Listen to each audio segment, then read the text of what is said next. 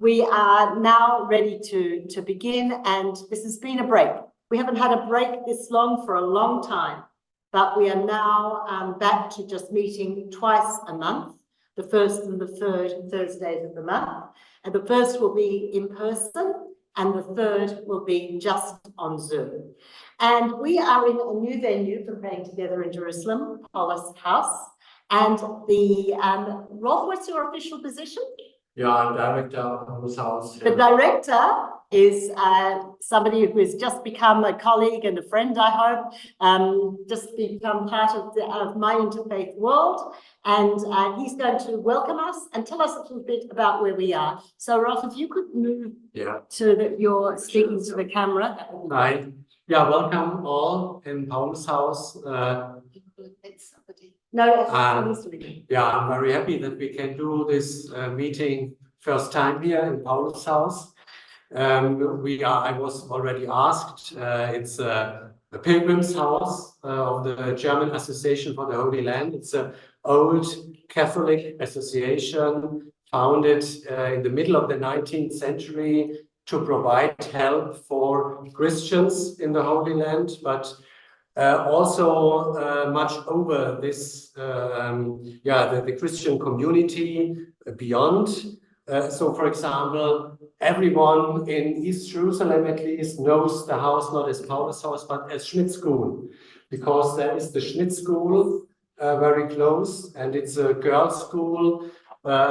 Most girls are Muslim, about 20% are Christian girls. So this is... Wonderful. Yeah, but we are also a Christian guest house. For us, very important is to give Christian hospitality to pilgrims. Most guests are coming to us from Germany, mostly Catholics, but not only. And with the situation now, unfortunately, we have no guests. The house is empty. You see it when you walk through, that it's a little bit a pity, it's a little bit depressing.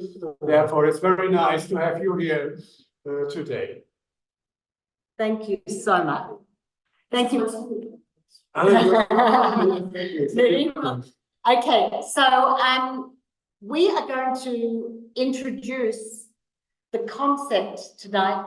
That was not, I shouldn't say introduce. And last time we gathered together, and Maria gave us a beautiful, beautiful teaching.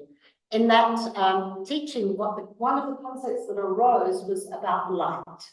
And so we thought we should develop this idea further. And we will be intermittently speaking about light through the next few series of Praying Together in Jerusalem. Mohammed has arrived too. We're starting to get our group together here. And the idea of bringing light into darkness is really important, because I, like so many others, feel that we are in a very dark time. But I'm an optimist by nature, and I don't like to think about darkness. I like to focus on the light. And as we do our teachings, I think we're going to find that light is within the darkness. So to either side of me, you can see on the Zoom, I have Nivine Sandouka, a dear friend and teacher who will give a Muslim teaching on light, and Rev Stewart Gillan. And you've heard Nivine before in Praying Together. She's been a few times in the past. Also once during Ramadan. During Ramadan, that's right. And Rev Stewart Gillan, who has been a number of times already. He's starting to be a familiar face to us all. So we have Christian, Jewish, and Muslim in the conversation. We also have prayers. We're going to hear from Fatwa. We're going to have prayers. We're going to have prayers. Ralf is going to join us for prayers, and that's during the conversation as well. But we are going to start with a story. Hanna is going to open this conversation with a story, and we're always so grateful for Hanna's contribution. Hanna, I don't know if you're comfortable that you're going to cross behind you as you speak, so come and change. Thank you. No, just I did. Yeah, I didn't notice it when I was sitting. Okay, let's just sit there and tell us the story. Thank you, Peta. Thank you. So Peter invited me to tell a story about darkness into light from, I'm not necessarily a Jewish perspective. Yes, speak up. Speak up and perhaps look down. Stories of darkness into light. If you think about it, all of the fairy tales and most of the Hollywood movies go from darkness to light. In the fairy tales, the young maiden is asleep in the dark at the top attic of the palace, or she's in the forest and it's dark and the prince comes, kisses her, and there's light. And all the Hollywood movies begin, well, many begin with challenges and they end with redemption or success or a love affair, lovers who are reunited. It's a theme in the world, and I believe it's because we really want to have light. We want to be in the light. Our souls, our hearts yearn for it. And so I thought to share with you a story which I read in Margaret Mead, who was a famous anthropologist, in her book called Peace Tales. It's one of my favorite stories. Once upon a time, in the Appalachian Mountains, lived two farmers. We'll call one Patrick and one David. Perhaps they came from Ireland. And they had been friends forever, and their farms adjoined one another. And one day, a cow walked over from one farm to the other, and each farmer said that this is my cow. And for the first time in decades, they had a row and they stopped talking to one another. And shortly after that, Patrick woke up one morning and found that David had built, now this is the word I was going to ask my husband to help me with because I couldn't remember the word. You know, when you build a water trough. A moat system. No, around his farm. A moat, okay. For protection. Yeah, he had built a moat, thank you. He had built a moat so that nobody could easily get from his farm to the adjoining farm. Certainly no cows. And this was just like one more nail in the coffin, so to speak. Shortly afterwards, there was a knock on Patrick's door. It was David who built the moat, okay, remember that? Patrick, there was a knock on the door, and it was an itinerant carpenter. And he was looking for work. Now, Patrick was not the sort of man to just invite anyone to do work on his property. So first he invited him in to have a cup of tea, a scone, etc. He was very impressed with this young man. And he said, yes, he said, I do have a job for you. I'd like you to build a fence around my farm. And he gave him all the tools and whatever you need to make a fence. And then Patrick needed to go into the local town to buy some provisions. So he left the property. Came back many hours later. And there was no fence, but rather the carpenter had built a bridge over the moat from Patrick's farm into David's farm. And David is standing on the bridge. And David said, Patrick, my dear friend, how stupid we were. We lost our friendship over nothing. Come. And they gave each other a big hug and promised to never fall out again. And the carpenter went back into Patrick's kitchen, had another cup of tea, And Patrick said, I have a lot more work for you to do. Please stay a while.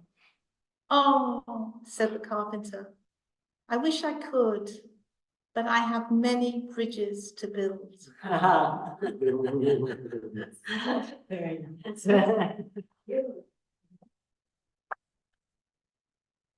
And so, my friends, from darkness to light, from fear to love, from the not good to the good, may it come very quickly to this troubled part of the world and to all the world. Thank you. Amen. Thank you so much, Hanna. Thank you very much for bringing light and darkness as a metaphor straight away, because obviously we're going to be talking about light and darkness as a metaphor straight away. Now, Stuart told me what he prepared, and he has some sources for us to share. So, Stuart, would you like to go next? I would indeed. Hello, everybody at home or wherever you are, and everybody here at Paula's house. Always great, Ralph. I say always now because I'm from a standing start. I've been here I don't know how many times now, and it's always so wonderfully full of welcome and always a significant gathering, you know. And I wonder, Tali, if we can have those texts. And we'll get started. When Peta let me know the theme was light shining in darkness, my mind went immediately to the Gospel according to John. Oh, that's my one. Yeah. Oh, sorry. That's all right. I'll just keep going. That's not, No preparation is ever wasted. Would truly be a true interfaith experience. Yes, I would. I have to put my glasses on. That's difficult. Okay, here we go. Anyway, one's mind goes, if you're a Christian minister, to the or Christian at all, to the first chapter of the Gospel of John. It's called the prologue. In the beginning was the Word was with God, the Word was God. And then what you get for a Christmas story in John is still in that vein. And the Word became flesh and lived among us. And it, along the way, says that word, in the word was life, here we are. yes. And that life was the light of all people. The light shines in the darkness, and the darkness does not overcome it. And we'll come back to that. It's not where I'm going to start, even though I started there. You'll see before you at the top an excerpt from something called the Nicene Creed. Why in the world would I start with that? A little story, not as good as your one. The story is that, as you can see from 325 Common Era, next year is the 1700th or the 17th centenary of the Nicene Creed, the first and still really the most full ecumenical creed in the Christian faith. And because of that, and because Cardinal Pizzaballa mentioned it at one of the Easter greetings, saying, and we were 5 weeks apart this year with the Orthodox, next year it all comes on the same day. Easter is on the same day for everyone next year. And he brought in the 17th centenary of the Creed in that context, wonderful context. So I went back to it in the Reformed tradition. I'm a Presbyterian Church of Scotland minister, and we don't use it in our liturgy. The Episcopalians do, of course, the Latin Church does, and the Orthodox. So I needed to go back, and I read it a number of times, trying to think, how can people who don't have the ancient languages and aren't steeped in theological argument find their way to an appreciation of this statement of faith? Okay, well, here we go. I believe in one God, sometimes translated as we believe in one God now. Father Almighty, creator of heaven and earth. This is very straightforward and orthodox. Creator of all things visible and invisible. And in one Lord Jesus Christ, the only begotten Son of God. Now the begottenness relates to Father, Son, birthed or ongoing born. There's a mystery there. They're trying to articulate mystery. Only begotten Son of God, begotten of the Father before all ages.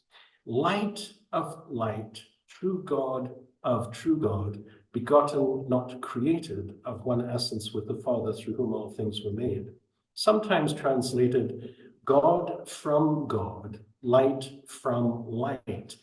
And I thought, if you can't get on to the rest of it, light from light, maybe you can just start to think of that. And what I thought was, there's a harking back to the light of creation. Let there be light, and there was light. And then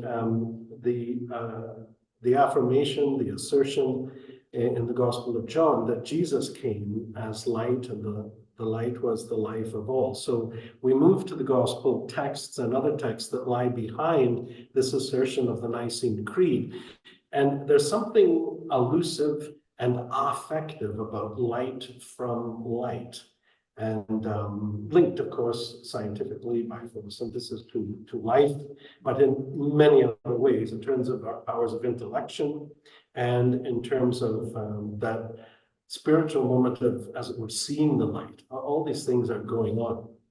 So we just scroll up a little bit now with the texts. In the beginning was the Word, the Logos, and in flesh. This is one of the names for Jesus Christ in our understanding. And it's linked to creation, and that all things are created through him, nothing without him is created. And then in him was life, the life is the light of all. And then this powerful statement, the light shines in the darkness. And there are two translations into English that you will find, at least two. The darkness did not overcome it, the usual translation, or the darkness did not understand it. And this is to take us down a different road. But there is this wonderful affirmation of the light shining in darkness. And my mind went to the 12th of December at St. Andrew's Church when I minister, because with the leadership of Rabbis for Human Rights, not unlike the Peace March on Monday, they got us all together. You were there, of course, praying together in Jerusalem was wonderfully there. And the name of that interfaith prayer for peace, at the time of Hanukkah, 6 candles were lit, and 6 rabbis gave 6 lectures, 6 teachings at the same time. And then we lit the second candle in Advent, and on we went. And it was wonderful. And we called it shining brighter, shining our light brighter together. And we were shining that light by coming together at that time when some were saying, don't pray for the end of the war, or don't pray for ceasefires too. So we didn't know, we wanted peace. All right, so let's go back to Genesis and that original story with regard to light. If we're going with regard to Jesus as light from light, that initial light of creation, the earth was formless, void, darkness covered the face of the deep. This is a very kind of human translation. We have a face, the face of the deep in the beginning when God created a wind, or sometimes translated spirit, ruach, you tell me. It can be both. It is both. Sweeps. And God says, and there's the word, God says, God speaks creation into existence. Let there be light, and there was light. And it's good, it separates light from darkness. God calls good, and that was the evening and morning of the first day. So now we can talk about a day, because there's light and then there's darkness. And at this point, there are 2 references to darkness. Darkness covers the face of the deep, and then the light appears. But the way things work, the darkness is also there. And we know it goes around, the earth turns in and turns out of that sun. Coming then to Jesus more directly, and I'll get to my point, place or a lit place, the light of Christ is within them. It is working, yes, with metaphors and symbols, and often, teaching children, you'll set things up. As soon as a candle is lit, it chases the darkness, and you can see with it and all these things. But the point I want to get to, the question I want to ask is, not only did Jesus say, I am the light of the world, he turned to his followers and said, you are the light of the world, and don't hide it. Shine it. So if we go back to the Nicene Creed, and I'm sure the theologians of the church will hammer me now, but I'm going to just be a bit transgressive. Speaking of Jesus, the creed says, light from light. And if that light says we are We participate in that light. We are the light of the world. It's not to say, with regard to being, that we're God. No. I'm not that transgressive. But in what sense do we participate in that light from light? That is the way the creed, one of the ways the creed describes Jesus. So that's where I'm trying to find a point of entry into that ancient text, and that's the point I find. You are the light. Yes, we are. We are the light. So one of the beautiful teachings of the Chabad movement, they always encourage people to light candles, particularly girls to light candles every Friday night. And one of the sort of famous teachings that is based on ancient teaching, but they brought it to light again, is that when you light one candle from another candle, you increase the flame. By using a flame to move from one to the other, you never decrease the flame, you always increase the flame. So it is a lovely metaphor for you are the light, from the light. Nivine, I don't know what you plan to teach, but I wonder whether you'd like to come next. I didn't prepare anything, so this is going to be very random. Yeah, But I think I was inspired by what I've just heard about the light and the darkness. And for me, as a Muslim, I can also relate to the Sufi teachings specifically, that in order to appreciate light, you need to have darkness. You need to know darkness. And I think right now, coming from this background of a peace builder and working in peace and bringing Palestinians and Israelis together, especially today, knowing that we are living in the darkest moments for both peoples, it's the dark.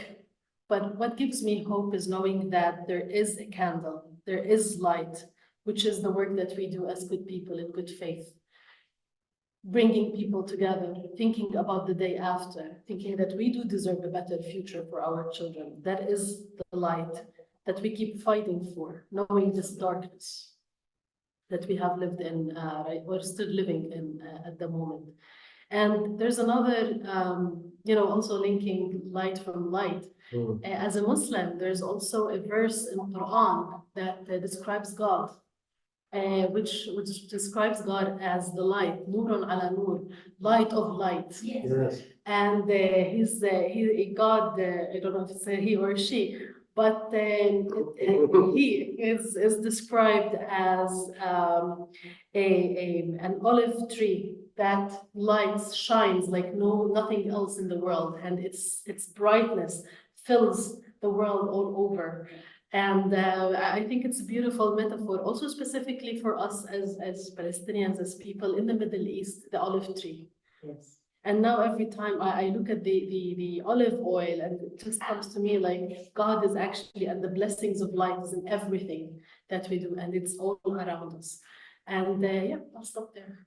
Don't stop it. It's lovely. But would you like to add to Muslim teaching? Wait, I need to bring the computers. The essence there of knowledge is basically the same, the essence of life. But I have a more sort of something more abstract about light. It's something in the heart, something related to Sufi. But what you said again about the Sufi approach? Yes, I basically what Mrs. Sandouka, Nivine Sandouka, I am building on what she said about Surah An-Nur, because basically the Quran is the basic tenet, and Surah An-Nur is a basic in the light coming from the olive tree and sort of emanating from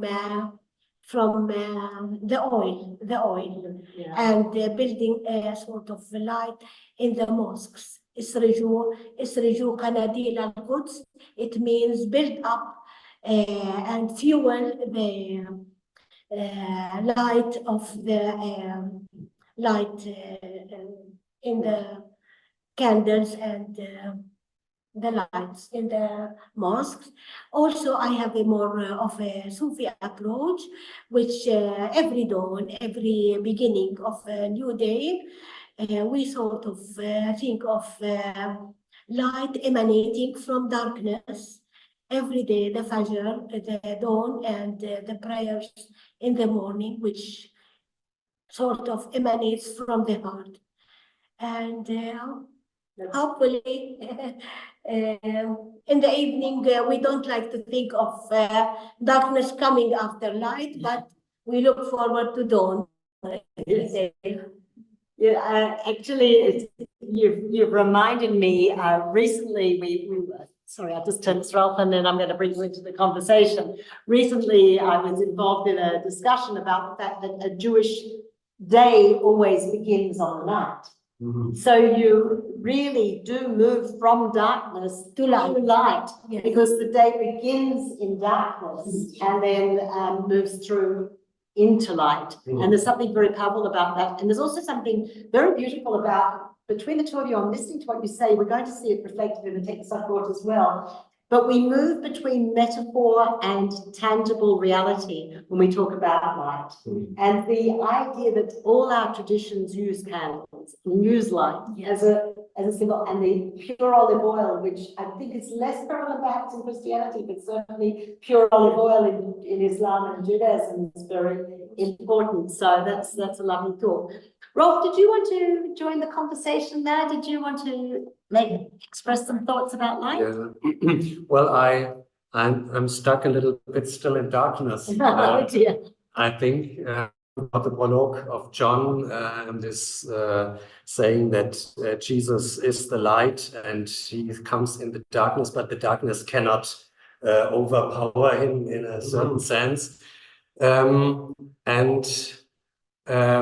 The Jewish philosopher Martin Buber, he spoke about the experience of many people in our time, that the view of God is obscured, as if he did not exist. And he speaks in this as an experience of our time.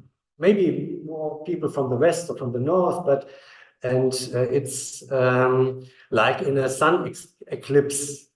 The sun is there, but you cannot see it. And that this is this situation of a modern religious person. And he speaks then also about the eclipse of God. Gottesfinsternis, he calls it. So, and this is for me an interesting idea or interesting thinking about where I personally can feel myself when I hear all these texts about the light. This is very close to my feeling regarding this, that it's not so easy to connect with my personal experience and with my perception of the world. But what I find interesting is that for Buber, he described it as a crisis. But in this crisis is the possibility to converse to God. He says something tremendous has to happen in us, but when it happens, then it's the great reversal God expects. And I would like to connect this, even if Buber is speaking of our time, to an important mystic of the Christian tradition, John of the Cross from the 16th century. And he has an experience when he was for 9 months in a lightless dungeon, without changing clothes, without talk, without spiritual support. And in this time, he discovers the presence of God. And he says then that deprived of all activity, he experienced God in this darkness as in a totally different way. And he says that if a person surrenders to this experience of darkness, he will find a union with God. And he put all this in his poem, the night, the dark night of the soul. And so for me, it's a little bit the question what I find touching, to bring out light and to experience light. It's like a birth, which is also a painful process in a quiet sense, and what is not easy. It's not easy to say. It's something one has to go very deep, in a very deep process. And so I think bringing light to darkness, at least on our part, maybe it's first let God come to us in a certain sense, and not develop activity in the beginning. Even if you cannot totally divide it, the Bible is clear in this. Also, the world has to help. A reflection of Martin Buber, but also a very deep experience of Juan de la Cruz, and therefore I stick a little bit more in darkness. Stuart, could you switch seats with me, please? Sure. Thank you very much. Yep, because I'm going to bring some Jewish teaching into this conversation, and then we'll all have an opportunity to respond to that as well. So Tali, if you wouldn't mind bringing up my teaching or my text, and I'll just share with you that this text I came across from one of my teachers of the past, Rabbi Adin Steinsaltz, who was a very important 20th century and into the 21st century, I think he's still was alive, who made a very important contribution to scholarship and I think also to theology. Rabbi Steinsaltz, of course, is not basing what he's saying here on his, we always laugh I have daughters with PhDs, and to get a PhD, to get scholarship, you have to do something original. You have to be able to show that what you're doing, nobody else has done before. But in Jewish learning, that's not good. If you want to be taken seriously, you have to show that somebody else has said it before you. So one of the things is that Steinsaltz is deeply immersed in the Hasidic tradition, as was Martin Buber. Martin Buber himself was a great scholar of Hasidic stories. And as a scholar of stories, he was imbued with these older traditions. And what Steinsaltz has brought here, I came across it when I was looking actually for one of his predecessors, one of his teachers on which he based his work, but I couldn't find it in English. So and then I came across this, and this is going to summarize some older teachings as well as bring Steinsaltz's brilliant assessment of them or evaluation of them. And the subheadings are mine, but the text is his. And he starts off, Stuart, where you started off. He says, light is the genesis, the creation of the world. The primary utterance, let there be light. And it's separation from darkness. But I'm going to suggest to you, as you did, Stuart, and it's exactly the same concept. It is separation from darkness, but it's not overcoming darkness. Darkness stays. When we separate out light from darkness, it doesn't mean that we eliminate the darkness. So when God created the world, he consciously kept darkness there. He didn't expel darkness, but just separated. And this is the bit, one of the bits I really love. The Midrash asks, when what was light created? The answer is whispered. God cloaked himself in a white shawl, and the light of its splendor shone from one end of the world to the other. Now, of course, in these midrashim, we mustn't look for literal interpretations. Let us imagine that the light we see is somehow God through a shawl, or in some cases in the Zohar they speak about veils, but this idea that something of God is able to get through and shine through, and that's light. It's actually divine. Light is part of the divine emanation or presence, and therefore light does not belong to this world. It's an emanation of different essences, and it's from the other side of reality. It's divine. Can move up. So light, we know we use as a metaphor for all that is good, and we talk about light as a symbol for good things. There's many quotes here. Wisdom is compared to light, and ignorance, therefore darkness. But it also, and these are the words that I wanted to bring in, Nivine, this ties with exactly with what you said. In Hebrew, you see the word light associated with redemption. You use that word, truth, justice, and peace. And we use verbs that are to do with light, shining, for all these terms. The verbs that go with these terms are to do with verbs that are radiating light. So I thought that was very important. And also the idea of light is God himself. You bask in the light of the divine. So that there's something about light. If we can just move up because I'm racing through this so we have time to hear other people's responses to this teaching. But what Steinsaltz points out and what you both brought, Nivine and Fadwa, is the idea, and I think Stuart, you mentioned it as well, of a candle, the idea that light is not just symbolic, but we actually use lights. We have lights as part of our rituals. And one of the things he says is the temple menorah, which is a big symbol in Judaism, didn't actually have the purpose of providing light. The light from the menorah was purely symbolic. We didn't need the menorah. We had other forms of illumination of the place, but you wanted a light that symbolized the divine presence. And of course, the other thing is it also symbolizes creation, because the candelabra had the 7 branches, the 6 days, and then with the central branch, the Shabbat. So the light itself symbolized creation. So all these things come together in a very tangible way. And we also have festival candles. And there's Tali, if we'll just move up a little bit, because the festival candles, while they can provide light, and the Shabbat candle, by the way, there's no actual commandment to light a Shabbat candle, but we do it for both symbolism and to provide light.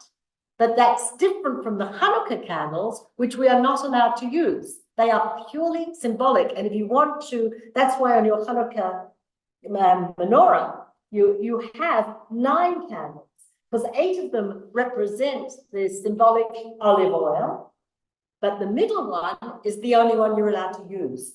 You're not allowed to use those lights because they have to represent purification and something above physical light. We have to keep reminding ourselves. Let's move down. I hope yes, that's good. So he's put, as I say, these are my subheadings, not Steinsaltz, but I call the next part shades of meaning, because the idea is that we have light that represents physical light.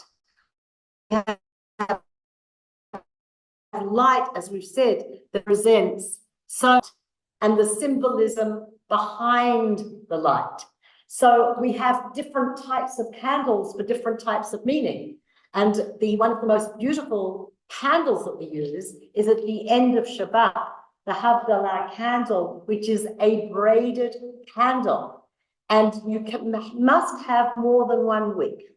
You could take 2 candles and hold them together and create 1 flame, and that symbolism of unity light. So we talked about the idea of sharing light. There's no other medium by which you can do that, that you can both give it out and bring it together. It's something very, very special about light and candlelight altogether. Tell you, we'll just move up a little bit further because I want to finish this reading and then just make the discussion just a little bit further. So let's move up to the last, a little bit further, because this is Steinsaltz's final point in this very short teaching.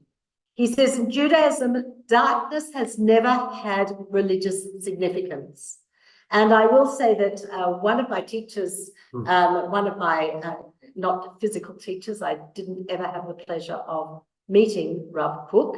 He actually died at the beginning of the 20th century, but Rav Kook is one of the most powerful writers of modern Judaism and thinkers. And again, based on the same teachings on which Steinsaltz is basing his teaching, he said the following. He said, there's actually really no such thing as darkness, according to Steinsaltz.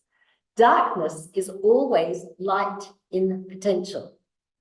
And as an Australian, an Aussie, we understand this very well from barbecue coals. Barbecue coals look as if they are black. They're black. If you fan them, they come alight. And this idea that within something that looks dead and dark and black, there is always light. And this ties in with something that both Ralf and Stuart, you both alluded to, activity or human action. Those coals remain dark unless a human fans them or unless something fans them. They need something to stimulate or bring the light out of the darkness. And I think this ties into what you two wonderful women said as well, that it's not about sitting and waiting for the light to come from the dark. It requires human, we have to do something to bring the light of the dark. So he talks about the curtain of darkness as the husk or the shell. That's a deep Hasidic teaching, which we're not going to go, Kabbalistic teaching, which we're not going to go into now. But the idea is that this is something that has to be shed, or you can see that it's not what you want. You want to get to the light that's within. And so he puts it this way. He says the word of Baal Shem Tov, the founder of Hasidism. She says the Hebrew word for light has the same numerical value in gematria, you know, we have this thing of playing with words and making them equal, as the word for secret, Raz, or and Raz. Light is actually secret. Light actually has within it all these layers of meaning and all this potential. So that's what I wanted to add to the conversation. You can see that there's a lot of ideas in there, and I'd be very delighted if anybody here first wants to respond to anything that I've just said. And so we can stop the share and we'll go back to Stuart. You wanted to say something, and then Nivine. Did you? You go first. It's just when you were talking about the burning coals and a good Australian. Yeah. I remember as a boy hearing the story from the minister. It was terrible. The minister had to come to Sunday school and try to have a story for the children when his head was full of everything else. Never mind. He had a good one that day. He said there was somebody who used to be part of the worshiping community, and then all of a sudden withdrew. No one saw it. No one saw it. No one saw it. And the minister would go and try to get him to come back and wouldn't. And it was like the more he spoke, the more the guy stayed away.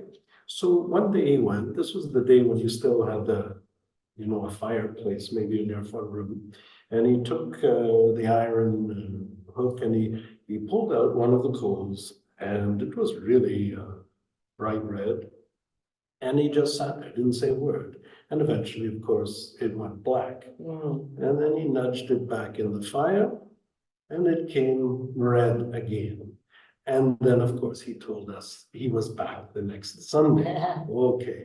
But there's something about not being able to bear the light or shine the light all by yourself, that we need each other to shine, just to keep our own fires burning and to shine it. Lovely. Thank you so much. Nivine, come and make yeah, actually, I don't know, but I've always had this question. Around every person, there's how do you pronounce it in English? Aura? Aura, yes. Aura? Is it related? Yes, it is. That, yes. Somehow it is from the same source of light, as you said, that, with the shawl and everything, it's light. Maybe it's linked and connected, but somehow, and the other part that basically in my mind, when you were explaining about, the candles sharing with one another, I could only remember the Holy Sepulchre during Easter, when they take the light from the graves and it spreads in the church like unbelievable. It's the same thing. So I can just imagine it in front of me as we're talking. It's lovely. Thank you. Yeah, that's true. I never thought to say it, but here you did. Is there anyone else? Andrew, come. Now, I'm going to ask you to come and sit on my chair so that you can be caught by. There you go.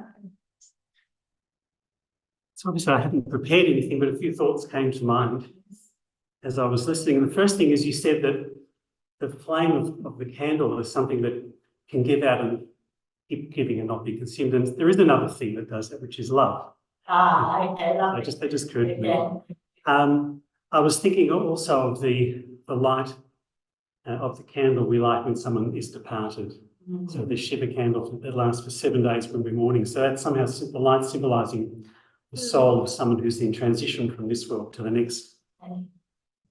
And also something that struck me is to do with light, is related to the first commandment that was given to the Jewish people. So when the Jews left their sort of spiritually impoverished state in Egyptian captivity, the first thing they were asked to do is to to set the calendar by the light of the moon. So it was the interaction of the human with the work, with the creation. It's sort of a re-empowering to have the capacity to set the calendar. It's a very powerful thing. And the fact that you have the light of the moon, which creates the month, which is Chodesh, which is about renewal, and the light, the waxing and waning of the light as a kind of rebirth and a continual recreation of the spiritual status of people. So that's just a few thoughts.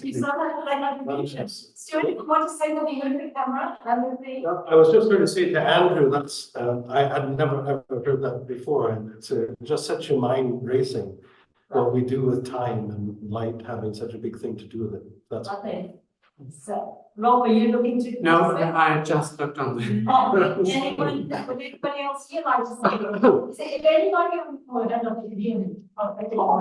If anybody on the Zoom would like to respond to anything you've heard or make a contribution, you are most welcome to indicate, or just unmute yourself and speak, and then we'll, because I can't see you, so please don't feel shy if you'd like to join the conversation. Richard Elliott, yes, that Richard.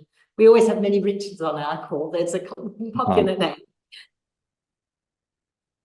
From a psychological perspective, when it comes to having fear and anger and resentment and desire for revenge, that we often use these to feel empowered, and yet we still always feel unsatisfied with these. It just eats us away.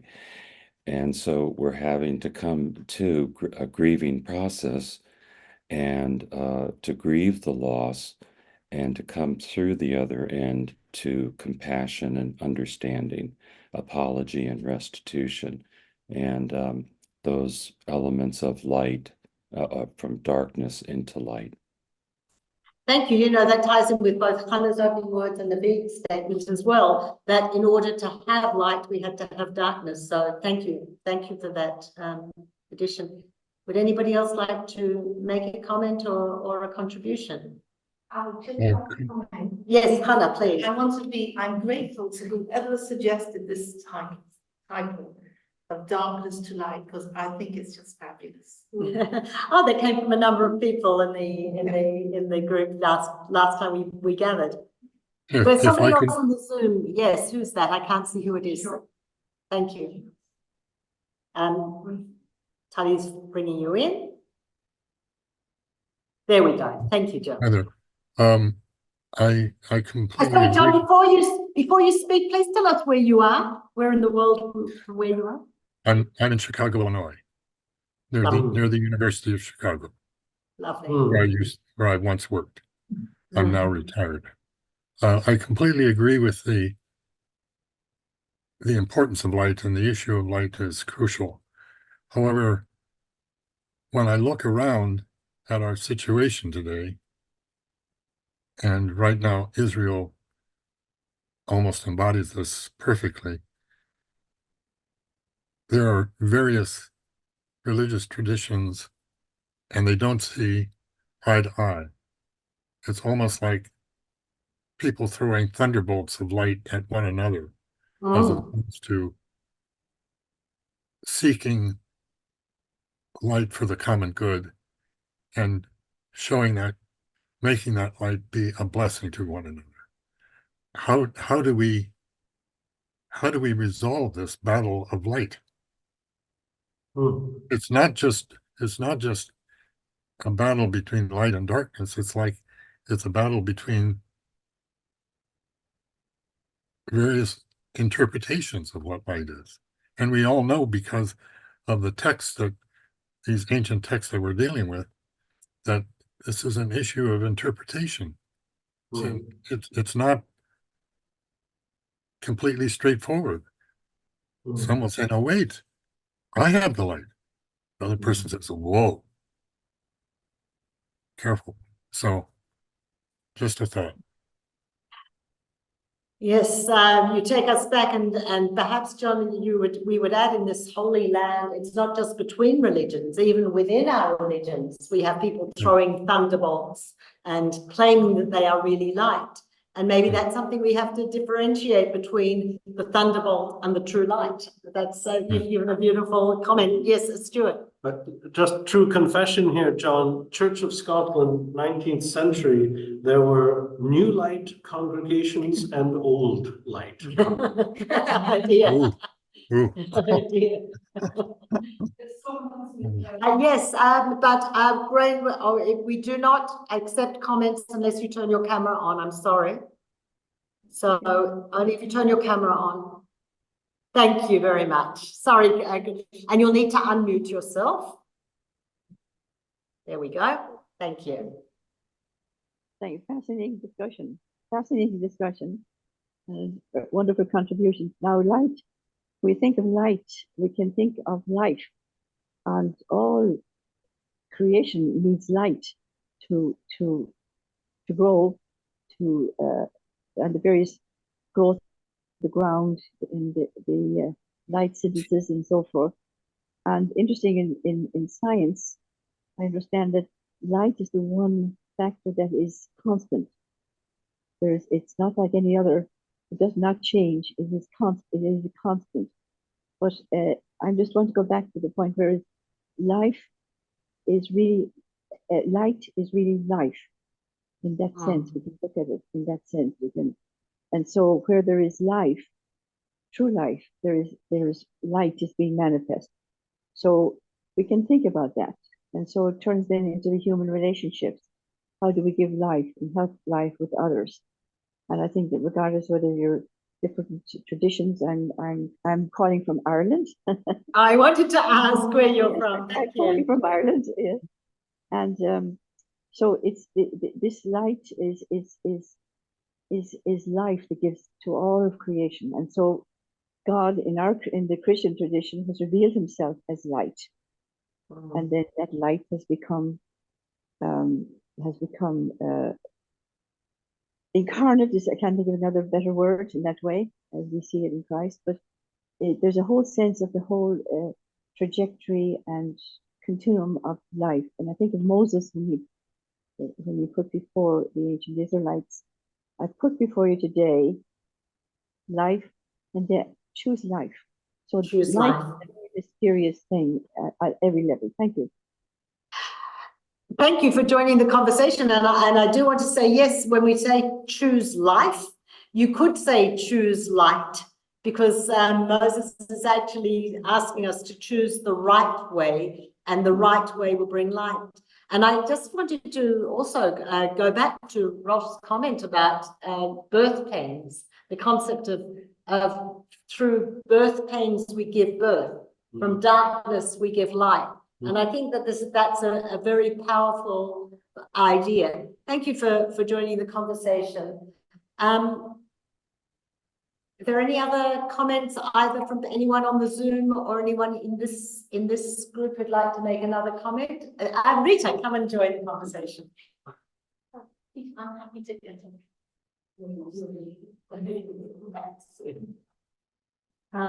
When God says to Abraham to be a blessing, I've often thought, well, just what does this mean? And I think, to me, it is to be a light to others and to the world. And in all the sharing, I think that's just been reinforced. That is to be a light. So thank you for everyone. Thank you. But I mean, what I think is really wonderful, if we use ourselves as the analogy of the lights. Many of us were on the Interfaith March on Monday, and that was many small lights, but they're actually magnified when we come together. And I think that there's this idea of you have a little candle, and some of us, you, Andrew, you were talking about bushfires. Remember there was a conversation about bushfires, was it not with you? No. Okay, we were having a conversation about the danger of fires. No, it wasn't. I remember now the context was, and something, a little spark. We were talking about the fact that there were fires here in Israel, which is quite unusual to have big fires here, but growing up in Australia, we had big fires all the time. And the big fires were often, somebody would drop a little shard of glass or even a cigarette butt or something, and it would start an enormous fire. Fire and light and fire has the ability to expand and expand as well. So there are lots of things to think about in the metaphor, and thank you for bringing that together. Well, I think that having had this beautiful discussion, we are just about ready to move into the prayer segment of our praying together. Some of our prayers have just gone to get some water. For those of you on Zoom, you may not realize, but we're going through a tremendous heat wave here, and water is essential. Okay. But Stuart, are you going to offer a prayer with us today? Maybe I'll ask you to. I haven't prepared one, but one Comes to mind. Yeah, I'm still thinking, is Richard still with us? I put my glasses on. Richard's still there on the Zoom, yes. Yeah, I'm very taken with what he said, moving, how do we move from those feelings of hatred and resentment and rage to a place where we can consider the other and be forgiving, or at least send a signal of willingness to be in the same space. And I was wanting to come back to him and say, because he's a psychologist, Yes. what guidance, what help can you give us? Because, we bang away and we had a march on Monday for peace, but we don't see each other enough, maybe, So I am really just sitting with what Richard said. Lovely. Would you like to offer a brief prayer? Sure. Let us come together. We'll start in silence and then very briefly from me.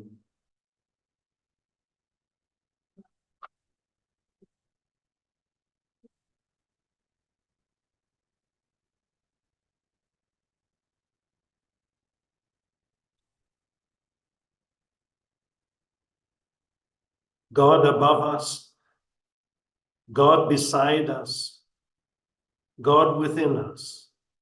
We give you thanks for the gift of life. We give you thanks for light without which we would not have our lives, and for this call to shine light as people who are acquainted as well with darkness. We learn in the scriptures that it is for light that you created us and not darkness. We are well aware there are dark spaces, shadows within us. We ask your Spirit to help us open ourselves to you, to your own inner life and light, that our dark places be found out, that we may know the cleansing and healing of this and be in a place the better to be and shine your light.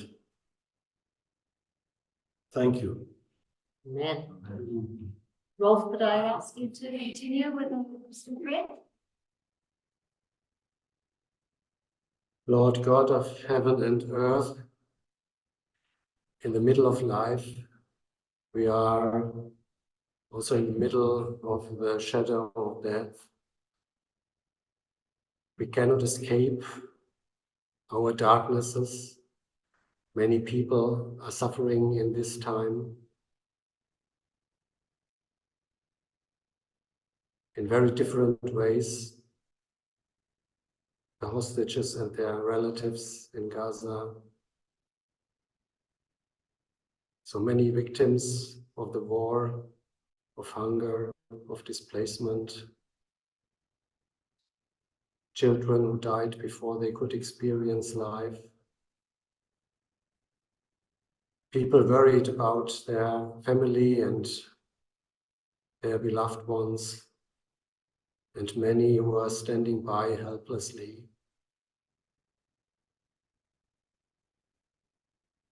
Lord, be with us in our darknesses, and let us be open for your light to change our lives and also to give some light to others. Amen. Amen. Barbara, would you like to offer a prayer now? Yeah. No, I skipped. Thank you. I'm sorry. I was speaking. Nivine, would you like to? Okay, we'll come back to you. Hanna, where's Hanna and Iva? Okay. Where are we going to put you? Where are we going to be? Wherever you can, these two seats. Yeah, these two seats are lovely. Okay.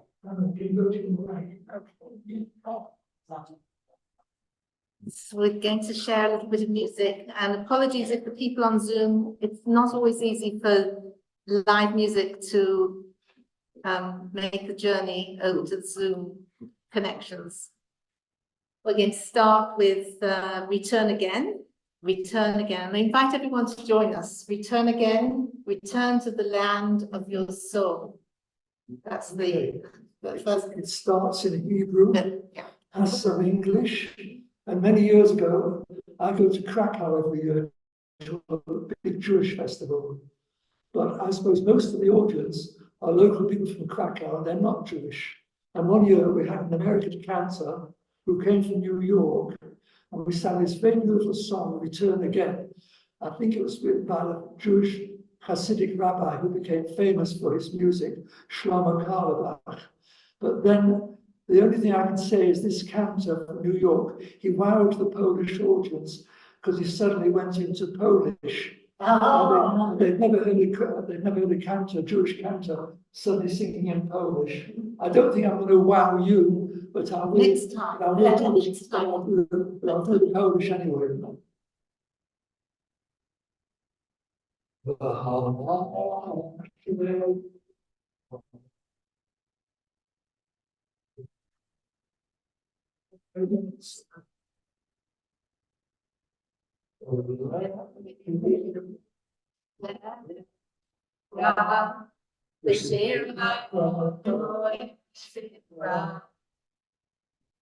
Return again. Return again. Return to the land of your soul. Again. Return again. Return again.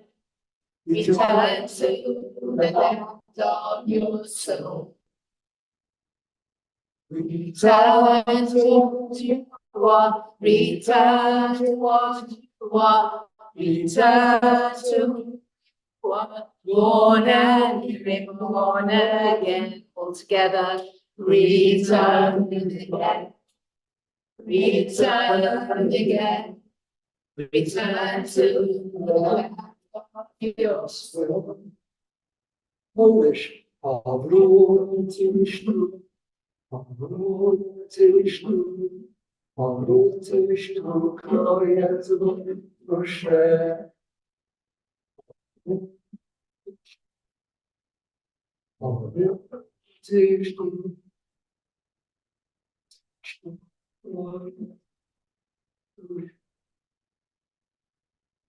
Okay, straight to English. So You're going to do the Yiddish? the Yiddish, I've got to return again. No, let's go to the next song and we'll sing a Yiddish song. Okay, you want to Yiddish now? Or? It's your. Okay, so do. Rock, That's Yiddish. no. You said it's up to you. It's up to you. Well, I'm ready to get it. Okay, all right, everyone together. I can't say it's up to you. That's not what I'm saying. Right. We are the Abrahamic religions represented here, so.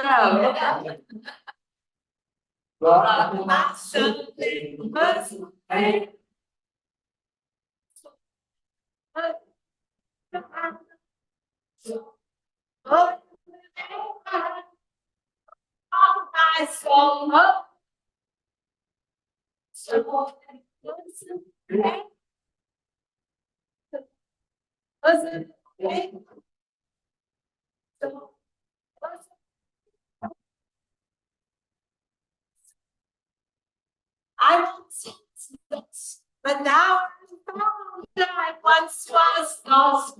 Now I'm found.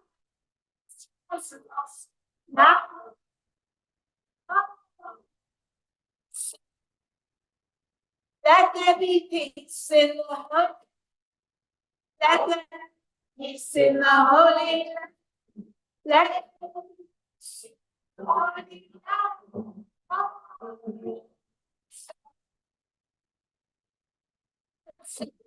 The words of the land.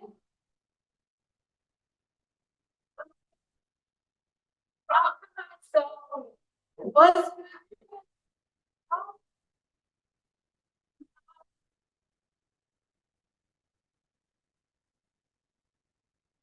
Okay, don't do one more. I think that's one of the things. That's There is a, we're going to hear. it sounds all. Well, let's. Well, I just want to leave the camera for the video.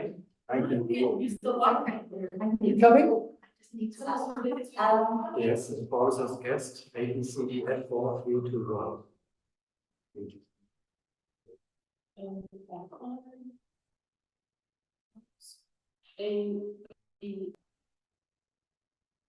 you go.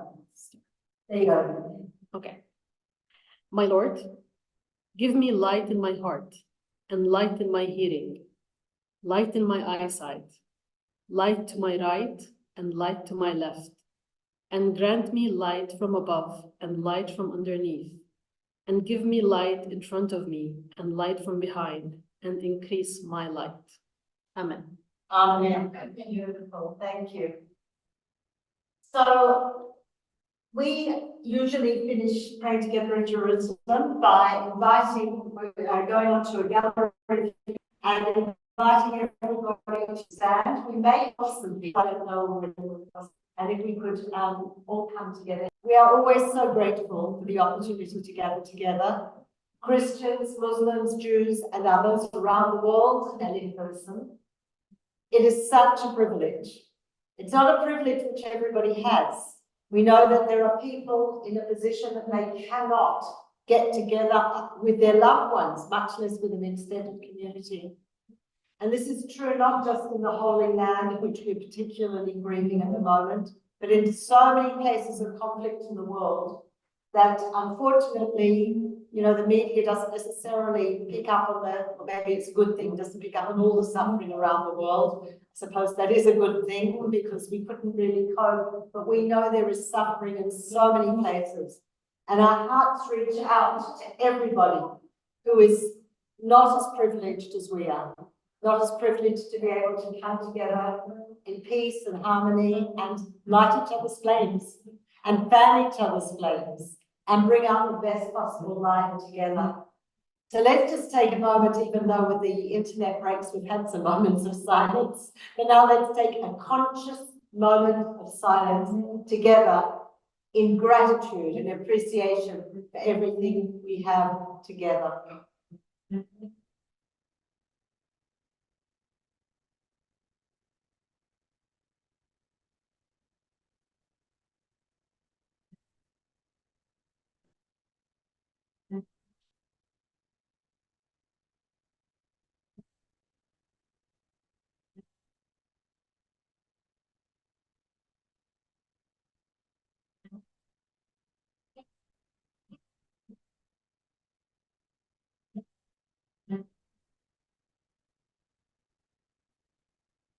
Don't know if those of you on the Zoom know that we have beautiful wood music behind us to help us feel the spirit. We'll be gathering together again on Zoom only in 2 weeks. And in 2 weeks, we're going to be looking at some inspirational figures who provide models of how to live in dignity and with light. And we're going to be hearing from Bill Bentley, who is from Religions for Peace, and we'll have Christian, Muslim, and Jewish prayers and responses, and Sister Maureen, who joins us many times, will offer a meditation as well. So I do hope that you will join us in 2 weeks on Zoom, and then on the first Thursday of the month, next month, we'll come together in person. So thank you for being here. Thank you for being part of our prayer community. Really appreciate it. Thanks, everybody. Thank you. Thank you.